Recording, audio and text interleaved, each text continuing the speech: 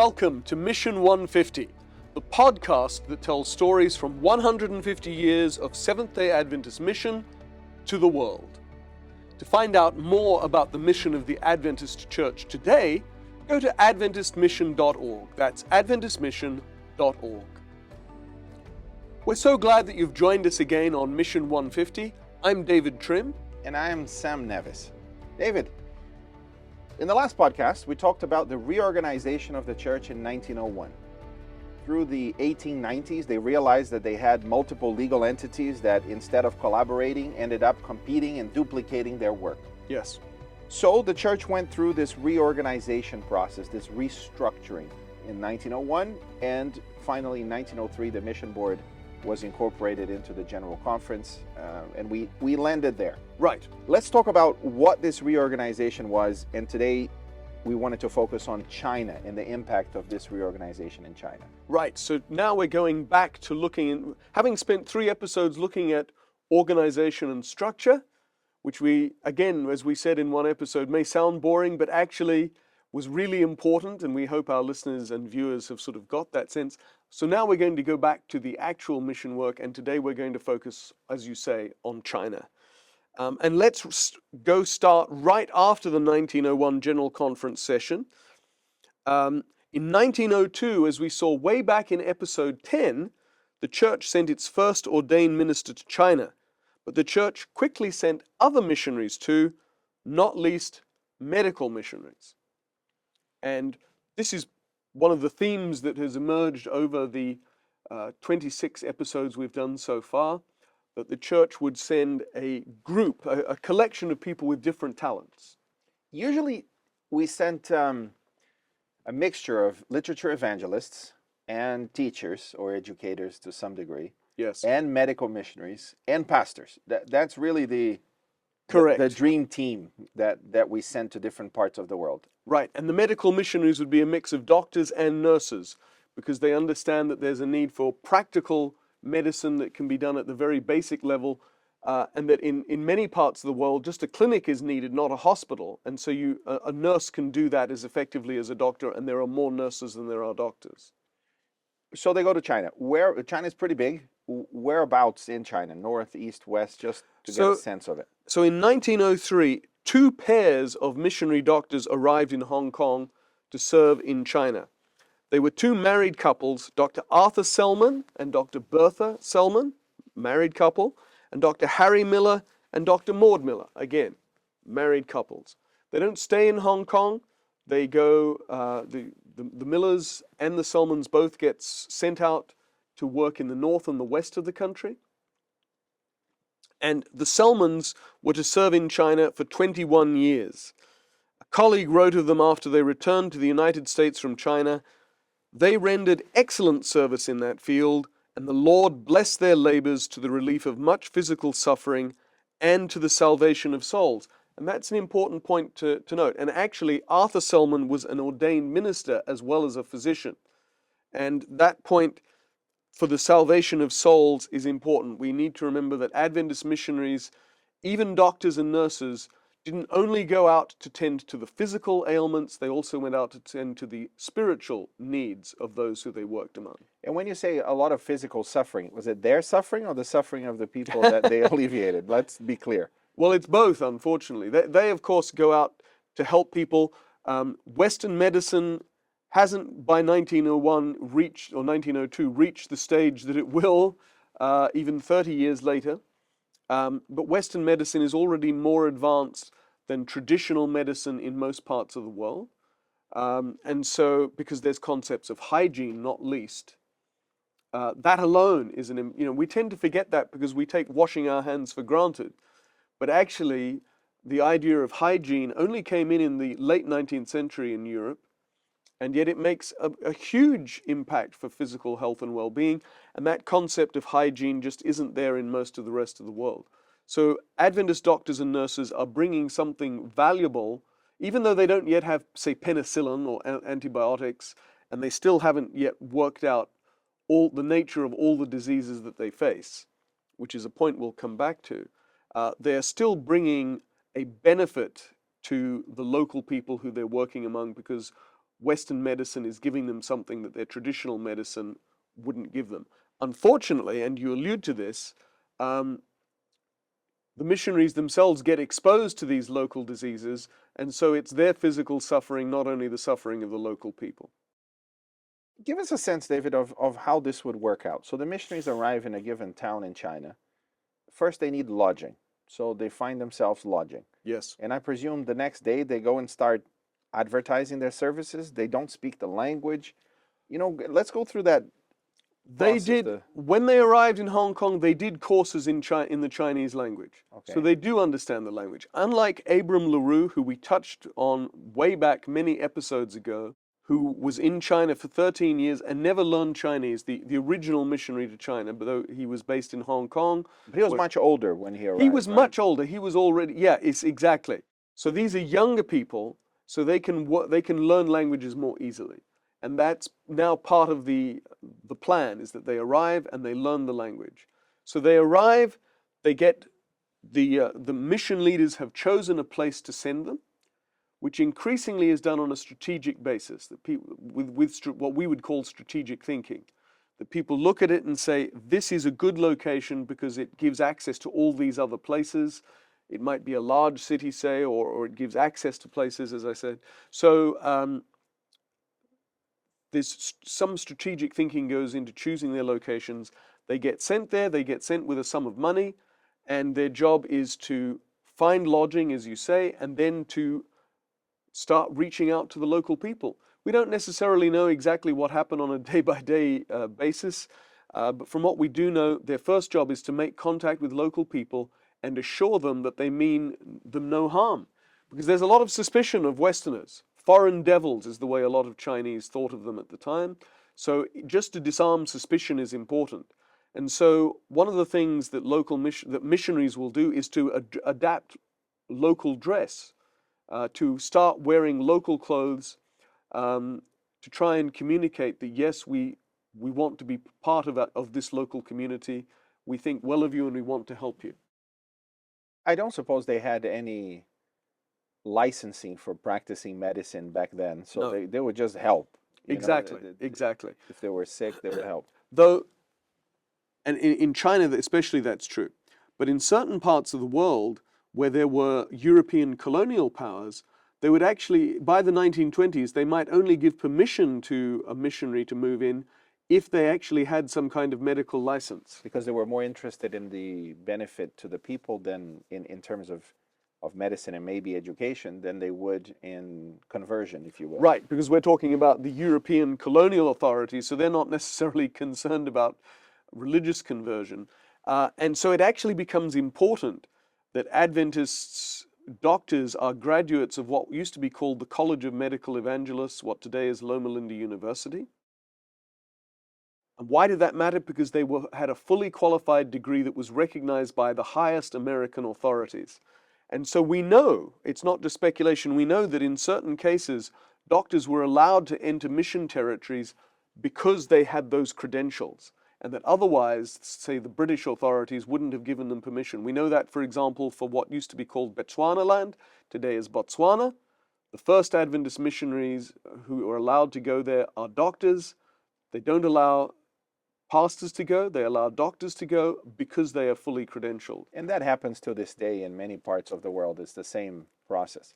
It does, it does.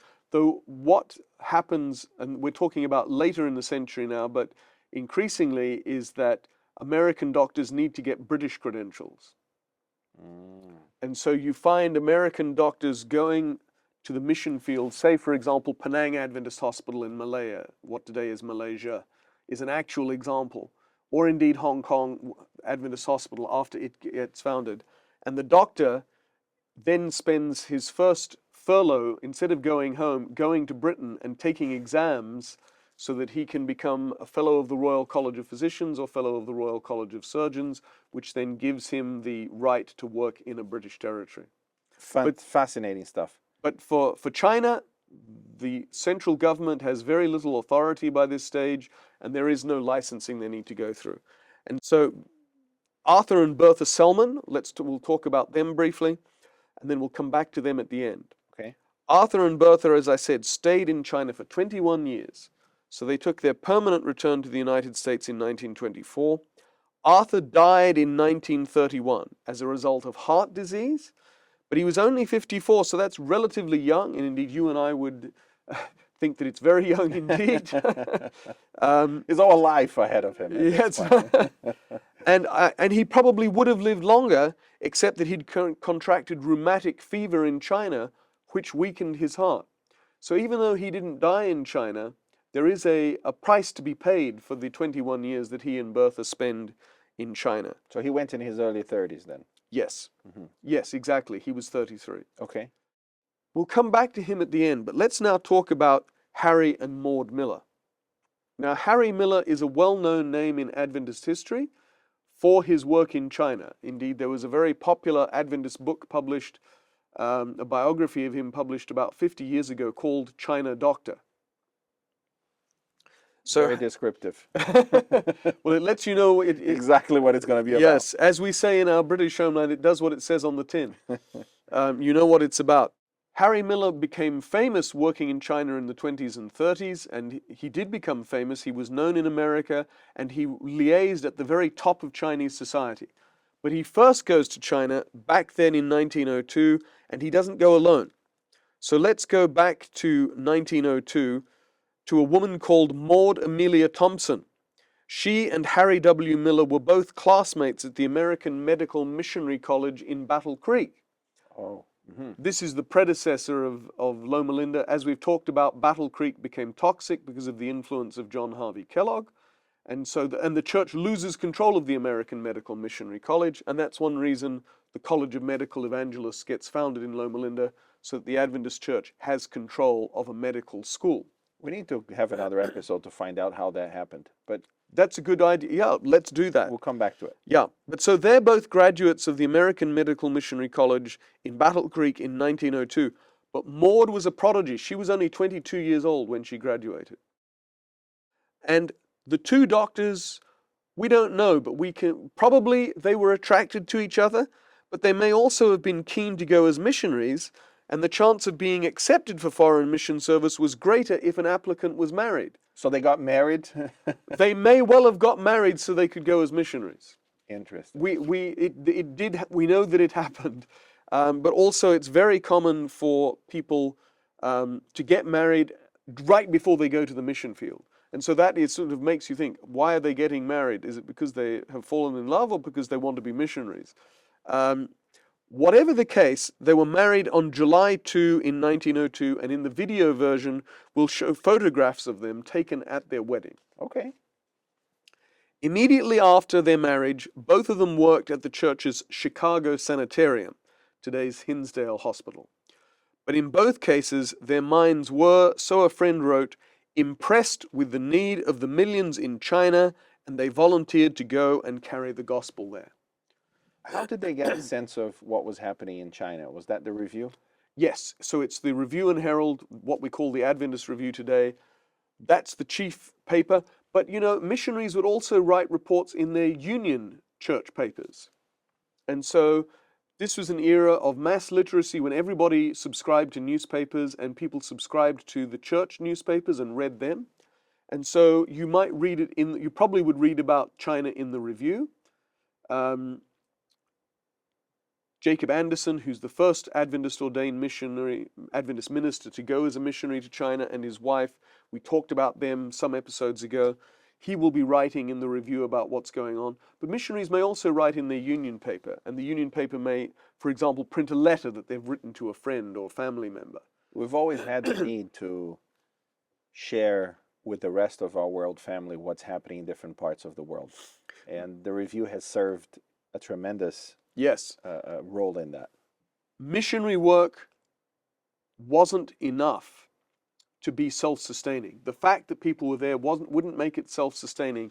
What was needed was communication, Sam. Yay! The ability to communicate back to the homelands about what missionaries were doing and what the needs of the mission field were.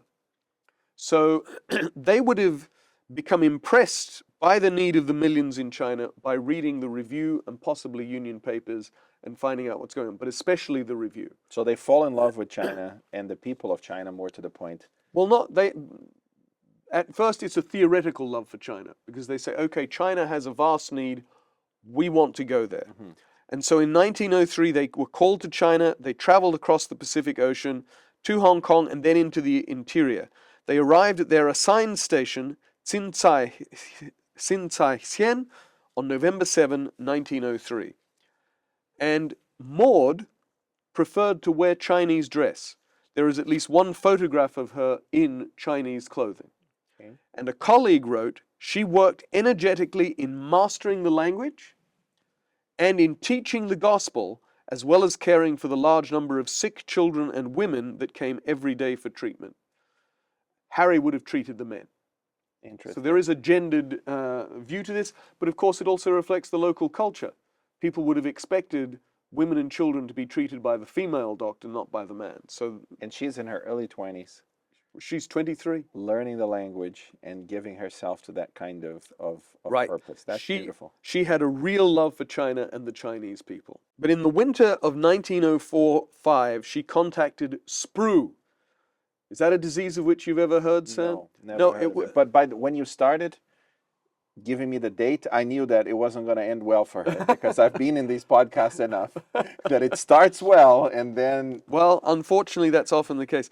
I had never heard of sprue until I started researching Adventist missionaries in Asia, especially. It's a disease that's still not well understood. And it killed many Europeans in early 20th century Asia. And actually, Maud's husband, Harry, later had to be invalided home when suffering from the disease, and he almost died, though he eventually recovered and he was able to return to China after World War I. But she survived it, right? She did not. And the symptoms are horrible. We're not going to share them here because it would be too much information. The symptoms are horrible. And yet, as colleagues marvel, this is what one of them wrote, during Maud's illness, her hope and courage found many expressions which we cherish to our comfort. Although we do not understand the reason they continued, we know God's ways are above our ways. And then they go on, may the seed of a consecrated life laid down in the line of duty and self-sacrifice be watered of God to bring forth a glorious harvest of souls from China ere the soon coming of our King. This is very hard to comprehend, David, because you imagine this girl growing up as a teenager, dedicating herself to her studies, developing a love for Jesus and a love for mission. And she goes to medical school. She studies, I presume, very hard because graduating at 22 is a prodigy, as you said. And then getting married, going to the mission field, and doing that work day in and day out. I imagine the joy and the struggle. She's trying to learn the language. She's dressing like the Chinese. She's being this very incarnational, following her rabbi, following Jesus. And then she contracts this disease that is still not understood well today, let alone back then. And she dies from it, and God does not heal her. Yeah.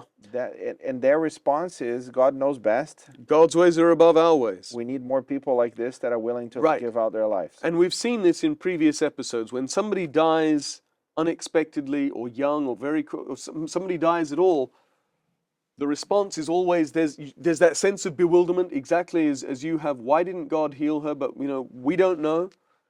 But then there's always the pivot to say we need more people to come now to replace her. We need someone to take up the work that has been laid down. Not least because people following that up would mean that her work was not in vain and it wasn't wasted. Exactly, that it wasn't wasted. And sometimes they will say that explicitly.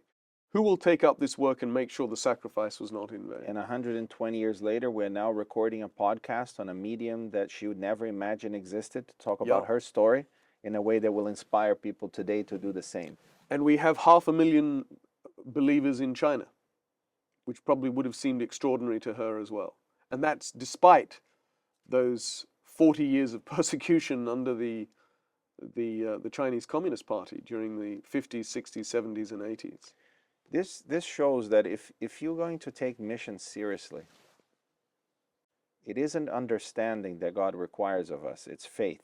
It's trust that He is in control, which is impossible for humans to do that. So the surrender that is necessary, and that only the Holy Spirit can produce that genuine peace with outcomes such as this, knowing that this isn't the end, and one day God will put all of this to rights, as Right. is a British expression, but he will fix it. Yes. He's going to heal this world altogether.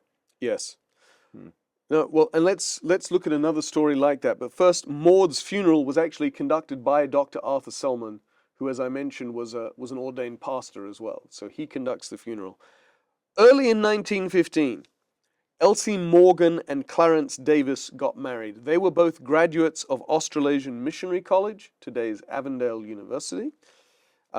They had had a call to go as missionaries to China, and they get married, and it's we assume they love each other, but it's also by being married they make it easier for themselves to be called as missionaries. So we talked about two missionary couples that came from the US. Yes? And now we're talking about a missionary couple that is coming from Australia. Correct, yes.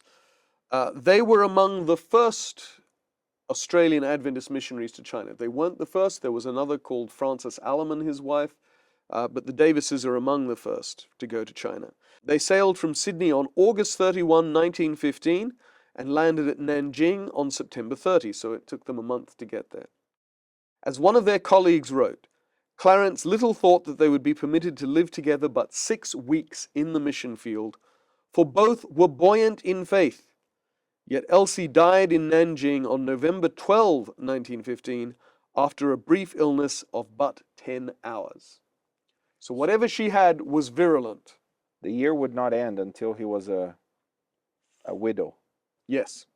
Because Widower. of the mission. A widower. Yes. Because of the mission. Yes. The same colleague wrote about her sorrowing husband who feels the hand of affliction heavy upon him, but she says that Elsie died at peace. In her obituary, her dying words are reported as, "Jesus knows all about it, and it is all right." That's extraordinary faith. Indeed it is. And it's humbling, actually, as well as sobering, that somebody could say that in those circumstances. She was only 22 years of age, and she died before she'd seen barely anything of the world, much less her chosen mission field.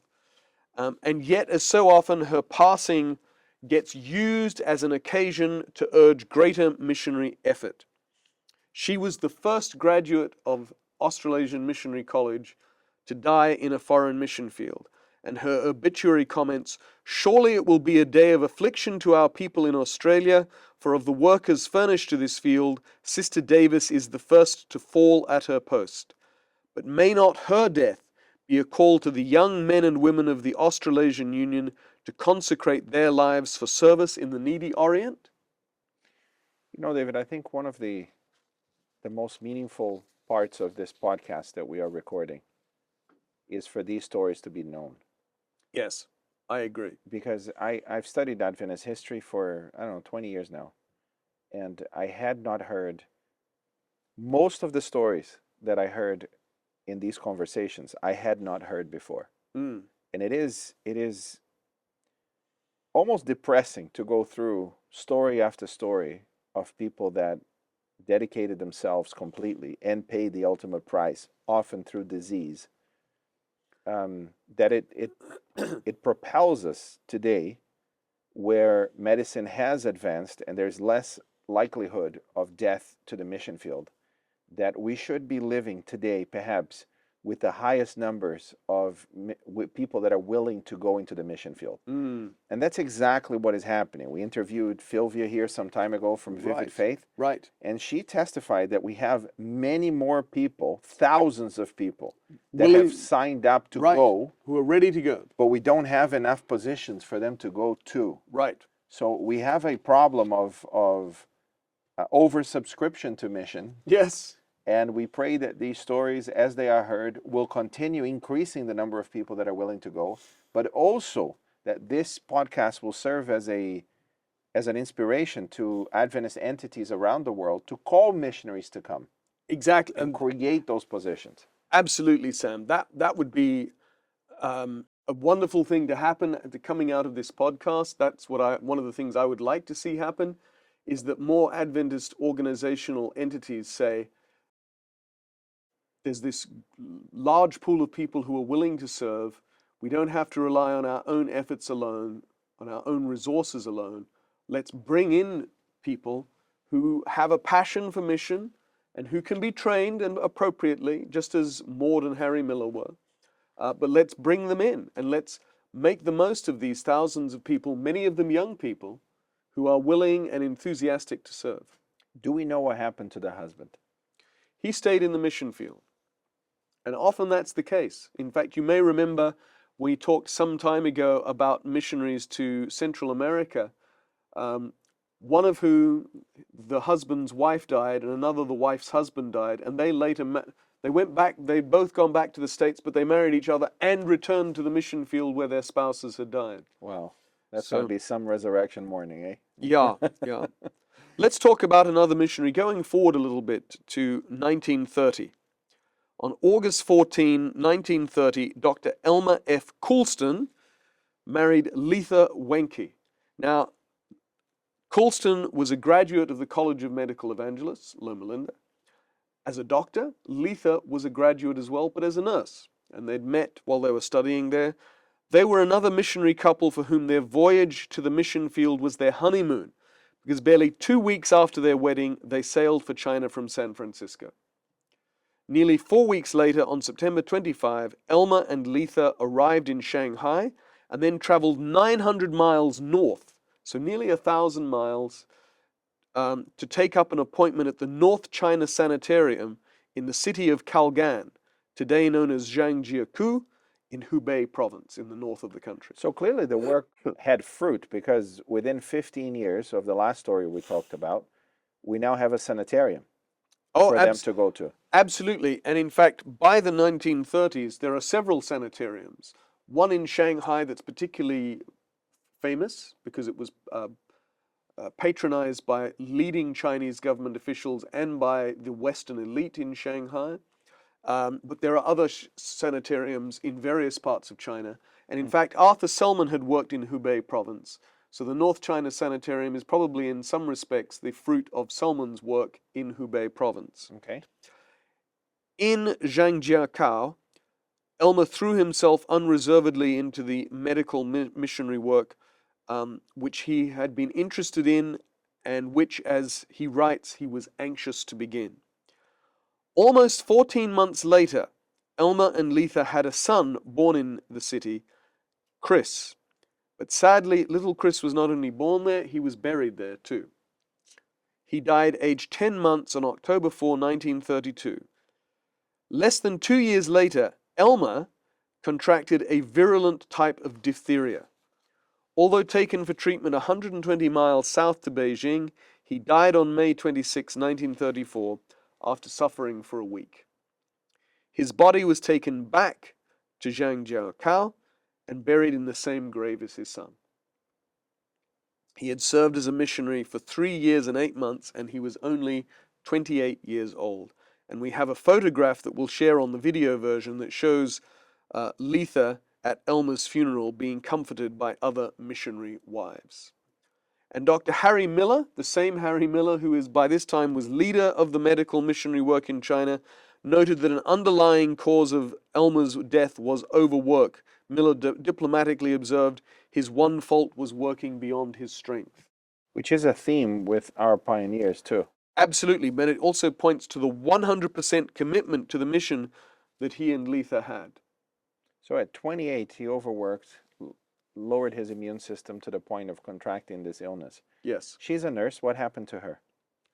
I don't know, actually. I've lost track of her in the story, so that's something we'll have to pursue. She might have come back or have stayed. We don't know.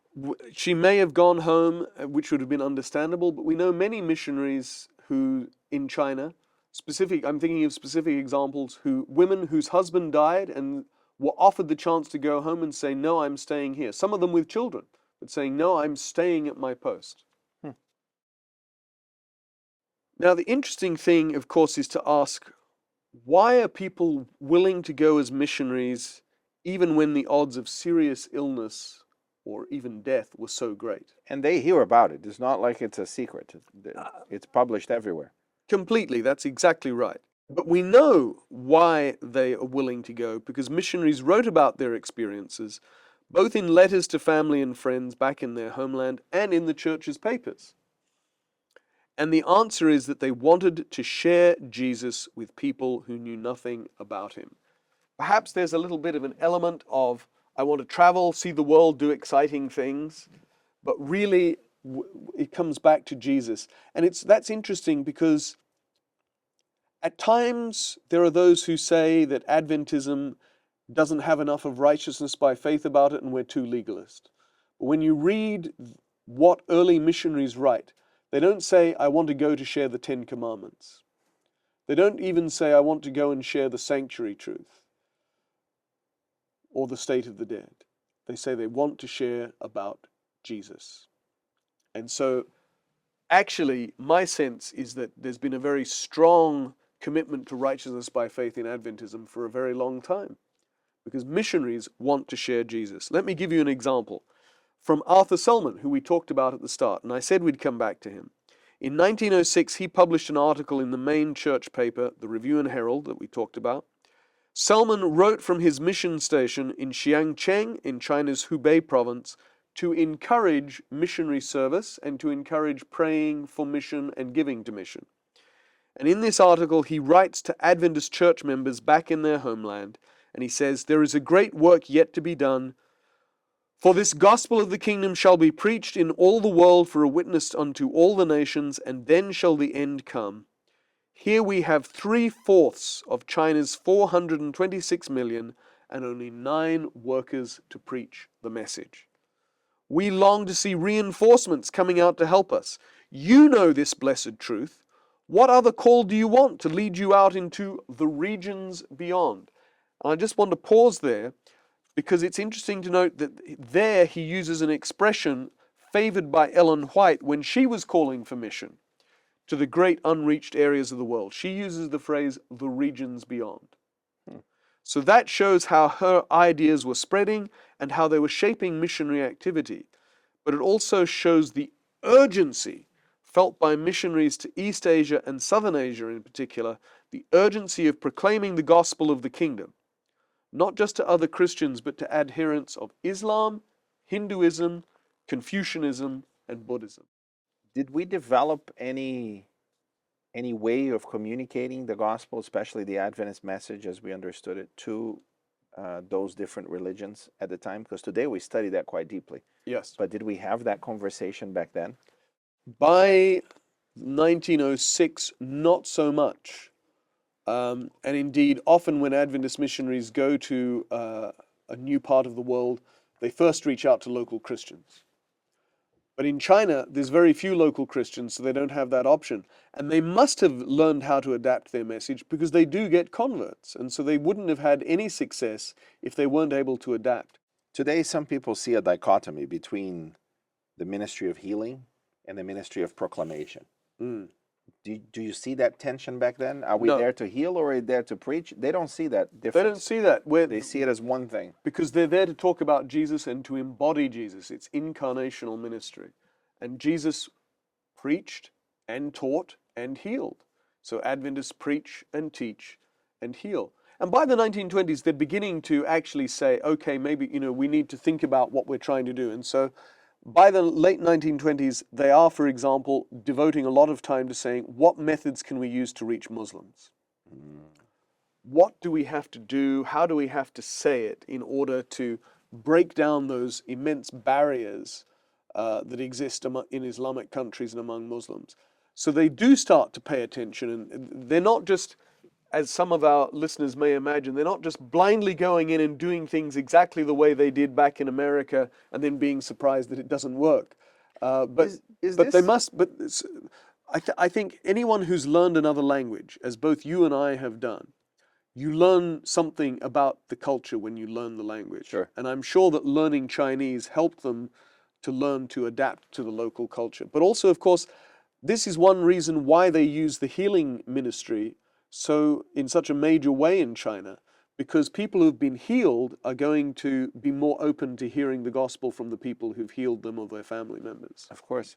I get a sense that now that we have missionaries who spent considerable amount of time in the field and now they come back to America, they are bringing a different sense of how the church should be led based on the reality of the mission field, not the theory of it. Yes. You know, in a couple of episodes ago, you mentioned A.J. Daniel spent 10 years somewhere and then he came back to lead the church, Yes. you know, from here. The more that happens, the more the need to adapt to methods and strategies, I presume, because you have missionaries that have struggled through it for many years. That's right. And now they want the new missionaries that go to start from where they ended in those thought processes, not from the ignorance of when they arrived. That's correct. The church doesn't actually start, in one sense, it doesn't start dedicated missionary training until the 1960s when it creates the Institute of World Mission. And we need to bring the director of the Institute of World Mission on to a future episode. That's a great idea. So that he can talk about the training that goes through. But actually, in another sense, they'd started the training for missionaries all the way back in 1905. Because the college that today is Washington Adventist University was originally the Washington Foreign Mission Seminary, and it was operated by the General Conference to train future missionaries. So there's an awareness all the way back to 118 years ago. That training was needed. That specific training was needed. Yes. In order to operate in a different culture and a different society. Remind me of when Battle Creek, when we left Battle Creek, the General Conference left Battle Creek and came to 1903. 1903. So within 2 years, we established this college here. Yes. That would prepare missionaries. That's a very short time frame. Hence, yes. They saw the need of it. Right, and unfortunately, it doesn't continue as a foreign mission seminary. Presumably, we don't quite know why. It may be because they didn't have enough students to make it financially viable, and so they make it a standard liberal arts college instead for any Adventist young people. And a lot of our missionaries were medical missionaries, and they were being trained on the other side of the country. They were being trained at Loma Linda, that's right, that's right. But again, even the medical missionaries have that commitment to Christ. And let's go back to Arthur Selman, because that article in the review, he concludes with an interesting suggestion, in fact, with two interesting arguments. The first is about what our commitment to cross-cultural mission says about our faith in general. Our commitment to mission to those who are not Christians and thus are the farthest away from understanding about Christ. So it says, what does that sort of mission say about our faith in general? And his second argument is that concentrating on reaching those who have never heard of Christ may actually help us deal with challenges arising from materialism and secularism. And I think that's worth considering still today in the 21st century. So this is what he writes. The missionary activity of Seventh-day Adventists is the best index of their faith in the soon coming of the Lord Jesus. Those who feel and know that He is coming soon will be using every energy to proclaim the gospel message to those who are yet in darkness. If all the young men and women in our training schools had this conviction, they would be in no danger of becoming engrossed in any of the false sciences and speculative philosophies that sidetrack some of our young people. So this is an indictment, David. It's pretty strong because if I understood correctly, he has two major points there. The first is, so you believe Jesus is coming, do you? Then put your money where your mouth is. Exactly. Do something about it. Yeah, don't just have a sense of, we're waiting for Jesus to come. No, right. If you really think He's coming, then be involved in mission, and especially the regions beyond, especially those areas that are not Christians, those that don't know Jesus yet. Let's prioritize those. Right, and he actually, he comes out with a pretty stinging remark at the end. He says, my brother or sister, as you are surrounded by all the comforts of home life, will you not think of China's millions that are perishing for a knowledge of the truth that makes your heart glad? He's not mincing words. He's not. He's going straight to it. Yeah. The second point that he makes is that our schools, our universities should be preparing missionaries. Yes. Now, this hasn't, to some degree it has been the case, but in the schools of communication that I'm more familiar with, we've lost that sense of mission. Yes. In many of our universities. We're going to teach you to be a great communicator so that you can work in the industry, so that you can if you're studying video, you can go to Hollywood. If you're studying, but that sense of, and I don't know the other schools, maybe it's different in the others, but the sense of no matter what you're studying, Yeah. we're going to prepare you to be involved in mission within the church. Do you think there has been a level of professionalism of our academic institutions to the point that they've become more secular than they should be, according to his view? I think so. I think so. And what he says, of course, is if young people are committing to mission, it's going to inoculate them against materialism and secularism. Of course it is. And I believe that's true. And you do too. So I think, of course, we want to train church members who will be light and salt, because that's Christ's command Certainly. to us. Mm-hmm. But nevertheless, for an Adventist training institution, I think that the first priority should be training people who can go outside the church community and deliberately and purposefully engage in mission.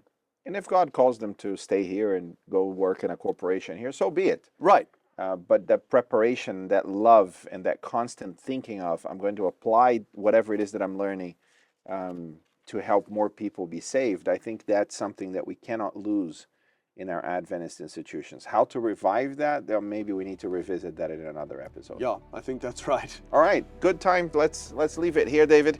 Thank you for joining us in this episode of Mission 150. Please keep watching on AdventistReview.tv, on the Seventh-day Adventist Church's YouTube channel, or listening on your favorite podcast platform. And if you've enjoyed this episode, please share it with your friends. If you want to know more about Adventist missionary work and missionaries today, go to AdventistMission.org. That's AdventistMission.org. If you want to find mission opportunities today, go to VividFaith.com. We'll be back next week with more on the inspiring history of Adventist mission around the world.